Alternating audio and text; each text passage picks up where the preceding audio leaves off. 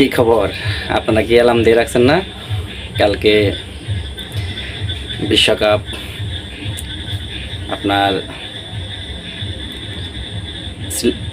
অস্ট্রেলিয়ার সাথে সকাল 6:30টায় শুরু হবে।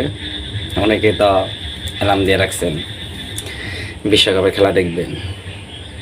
তো মায়ের দোয়া ক্রিকেট বোর্ড কালকে অস্ট্রেলিয়ার সাথে যেভাবে খেলে আসতেছে, এইভাবে যদি খেলে টপ অর্ডার ব্যাটসম্যানরা যদি রান করে, তাহলে আমাদের বিশ্বকাপ যে সুপার 8-এ 4টা দল খেলবে, এখান থেকে জয় পাওয়া সম্ভব না। আমরা যদি সারা বছর প্রত্যেক ম্যাচ যদি আমরা শুধু ওই বলারের উপর ছেড়ে দেই, ব্যাটিংরা যদি আইসা দেখে যে আমরা তাড়াতাড়ি 4-5 জন আউট হয়ে যায়, পরবর্তীতে আমরা সাকিব আল হাসান বা মাহমুদুল্লাহ রিয়াদ বা অন্যান্য প্লেয়ারের বোলিং দেখবো, ব্যাটিং দেখবো, আমরা বসে থাকবো, তাহলে তো ভাই হবে না।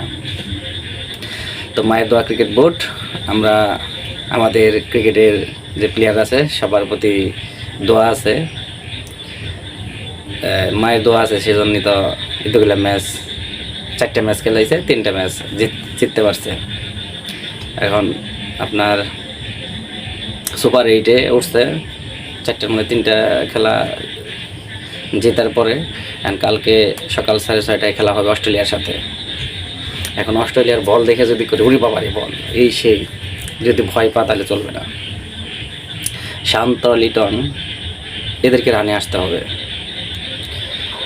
আর এখানে শরীফুলকে আনা দরকার। শুরু থেকে যদি আমরা ব্যাটিং পাই, তাহলে আমাদের রান করতে হবে। অবশ্যই লিটন দাস, শান্তকে